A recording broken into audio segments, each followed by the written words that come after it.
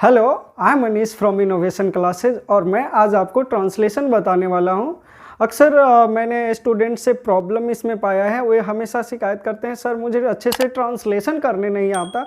और मैं जब भी ट्रांसलेशन करने जाता हूं तो मुझे बहुत सारे प्रॉब्लम्स होते हैं जिसे मैं सॉल्व नहीं कर पाता हूं। हमेशा कंफ्यूज हो जाता हूं कि इस ट्रांसलेशन को अगर कोई बड़ा ट्रांसलेशन हो तो उसे कैसे करें। तो मैं यहाँ आपको बताऊँगा कि आप यहाँ पे देखो कि ये ट्रांसलेशन क्या है। एक युवा और मेहनती लड़का अपने माता पिता के सपनों को पूरा करने के लिए कई वर्षों से कोई छुट्टी लिए बिना एक चपरासी के रूप में इस फैक्ट्री में काम कर रहा। आपने एक सेंटेंस देखा ऊपर जो लिखा हुआ है और आप इसे अच्छे से समझ गए। इस ट्रांसलेशन को हम लोग करेंगे, पर उससे पहले आपको मैं बताना चाहता हूं कि कोई भी ट्रांसलेशन, चाहे वो ट्रांसलेशन कितना भी बड़ा क्यों ना हो, उसे हम अंग्रेजी में आसानी से ट्रांसलेट कर सकते हैं। हम पहले आसान ट्रांसलेशन आपको सिखाएंगे, जिसे करने के बाद आप इस ट्रांसलेशन को भी आसानी से कर पाओगे। तो सबसे पहले शुरू करते हैं। ट्रांसलेशन करने के लिए क्या चाहिए? ट्रांसलेशन करने के लिए हमें सबसे पहले चाहिए सब्जेक्ट, वर्ब और हमें चाहिए ऑब्जेक्ट। जो क्या होता है, सबसे पहले हमारा जो बेसिक फॉर्मूला है वो क्या है? सब्जेक्ट, वर्ब और अदर वर्ड। क्यों? क्योंकि अगर कोई हम एक्शन दिखाते हैं, कोई कार्य होता है, तो उसमें कार्य को कौन करता है? कर्ता करता है। कर्ता मीन सब्जेक्ट होता है, डूअर होता है। करने वाला कौन होता है? सब्जेक्ट। और कुछ भी करेगा तो उसका एक एक्शन होता है, उसकी एक क्रिया होती है, और जो काम करता है उसका वो कर्म होता है। तो इस पे हम सेट करके कोई भी सेंटेंस को आसानी से बना सकते हैं। तो आओ और इजी वे में देखो हम किस तरह से कोई भी सेंटेंस बनाएंगे। हम पहले एक सिंपल सेंटेंस लिखते हैं जिसे हम आसानी से कर पाए। वह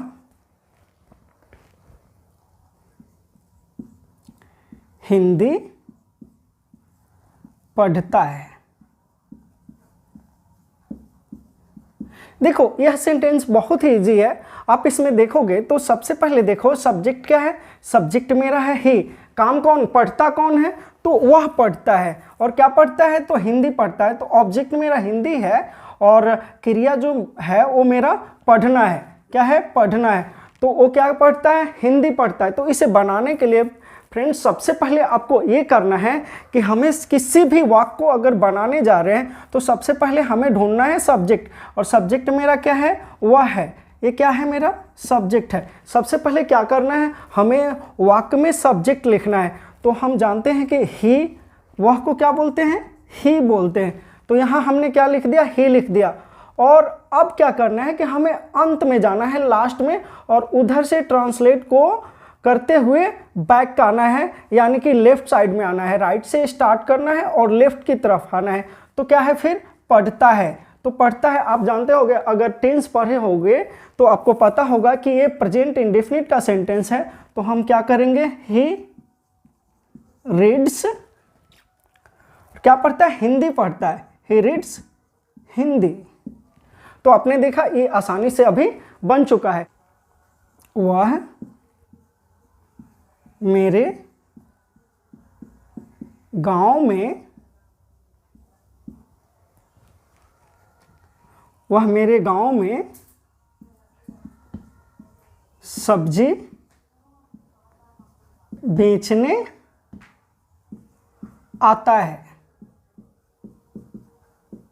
फिर देखो फ्रेंड, ये क्या है? वह मेरे गांव में सब्जी बेचने आता है। तो यहाँ क्या है? फिर हमें क्या करना है कि सब्जेक्ट। देखो जब भी आप कोई बड़ा सेंटेंस बनाने जाओगे तो आप ये समझो, कोई भी बड़ा से बड़ा सेंटेंस होता है तो उसमें कनेक्टर्स लगे होते हैं। क्या लगे होते हैं? कनेक्टर्स लगे होते हैं। कनेक्टर्स लगे होते हैं। एक कनेक्टर्स में दो चीजें होता है, एक तो आपका प्रीपोजिशन होता है और दूसरा आपका कंजंक्शन होता है। कंजंक्शन होता है। तो प्रीपोजिशन और कंजंक्शन से मिलकर हमारा बड़ा से बड़ा सेंटेंस बनते हैं। तो यहाँ पे देखो, यहाँ भी आप देखोगे तो ये देख लो, आपको यहाँ पे एक आपको प्रीपोजिशन मिल जाएगा। यहाँ पे बेचने के सेंस में आपको एक प्रीपोजिशन मिल जाएगा।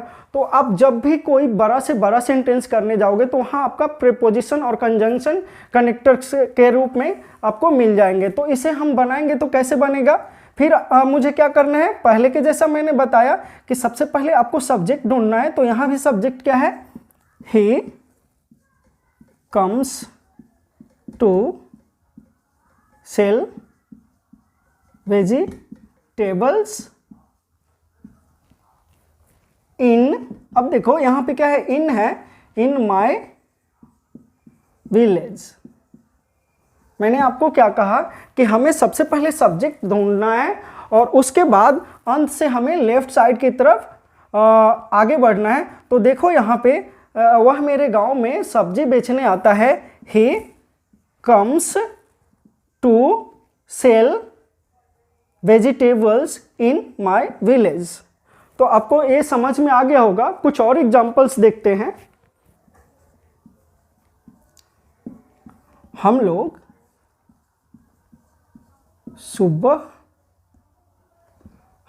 सुबह में चाय पीते हैं।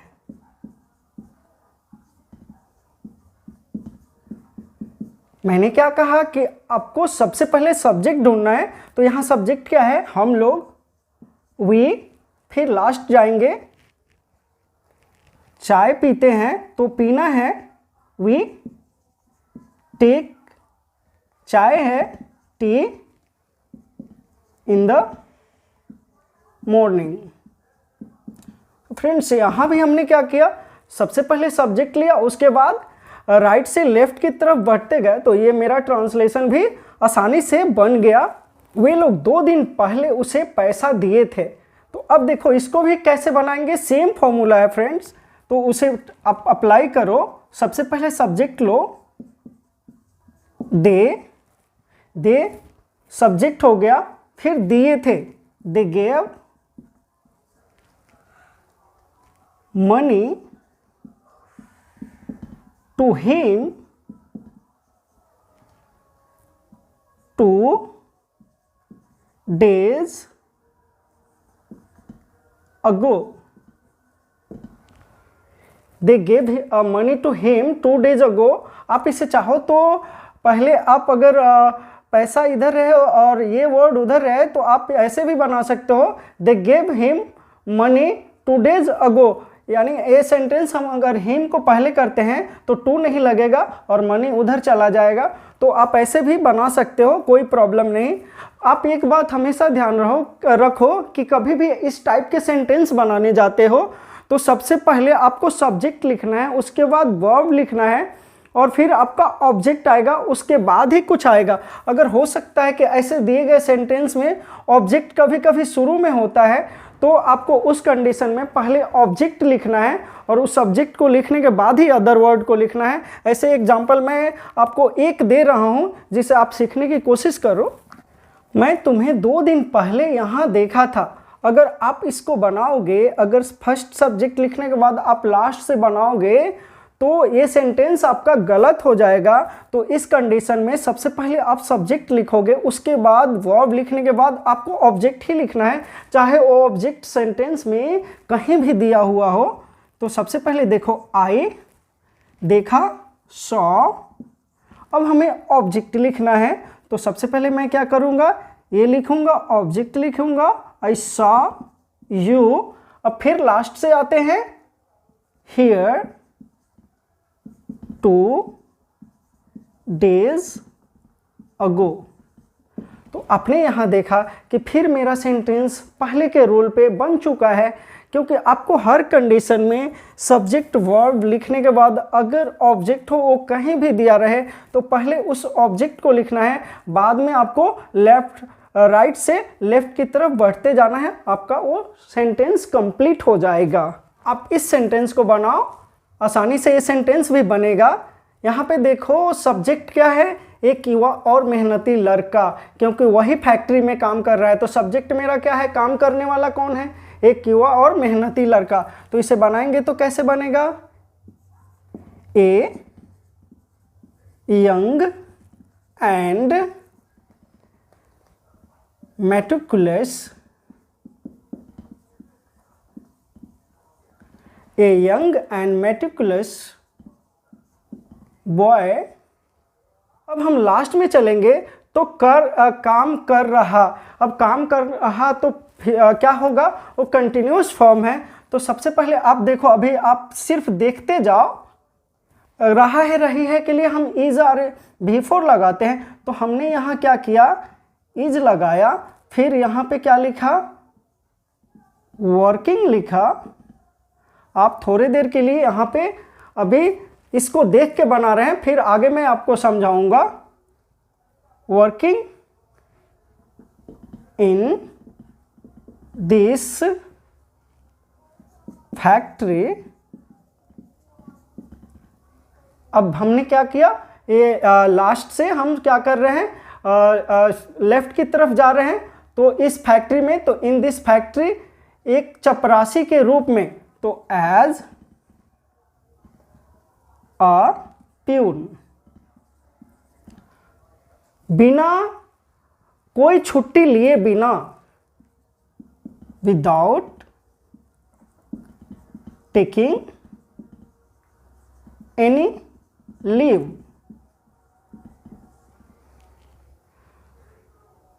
फॉर कई वर्षों से, फॉर मेनी ईयर्स। किस लिए, तो अपने माता पिता के सपनों को पूरा करने के लिए, to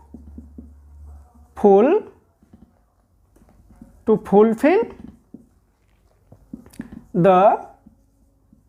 dreams of his parents.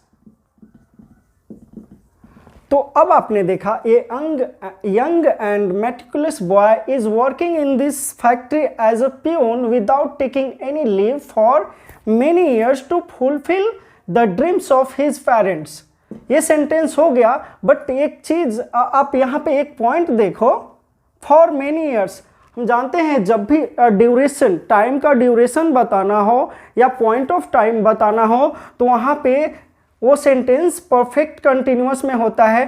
चूंकि ये सेंटेंस मेरा प्रेजेंट परफेक्ट कंटिन्यूअस में है, इसलिए यहाँ पे इज नहीं लगेगा, यहाँ पे क्या लगेगा, हैज बीन लगेगा। तो ये मेरा सेंटेंस कंप्लीट हो चुका है। A young and meticulous boy has been working in this factory as a peon without taking any leave for many years to fulfil the dreams of his parents. तो आपने देखा कि आपको अगर कोई भी सेंटेंस अगर ट्रांसलेट करना हो, तो फर्स्ट ऑफ ऑल आप उसके सब्जेक्ट को ढूंढो, और सब्जेक्ट मिल जाए तो उसके बाद आप सेंटेंस के एंड में जाओ, मीन राइट साइड जाओ, और वहाँ से सेंटेंस को करना शुरू करो, और तब तक करो जब तक वो सेंटेंस पूरा नहीं हो जाए। तो ये आपका ट्रांसलेशन बन जाएगा। अगर उसमें अगर ऑब्जेक्ट कहीं और दिया हो, तो वर्ब के बाद सबसे पहले ऑब्जेक्ट लिख लो, और फिर आपका वो सेंटेंस फिर पूरा हो जाएगा, अगर आप इस रूल को फॉलो करते हो। तो आई होप कि आपको ट्रांसलेट बनाने आ गया होगा। तो फिर हम मिलेंगे नेक्स्ट वीडियो में, तब तक के लिए थैंक यू। अगर आप मेरे चैनल पे नए हैं तो प्लीज़ मेरे चैनल को लाइक और सब्सक्राइब कर दीजिए। धन्यवाद, बाय बाय।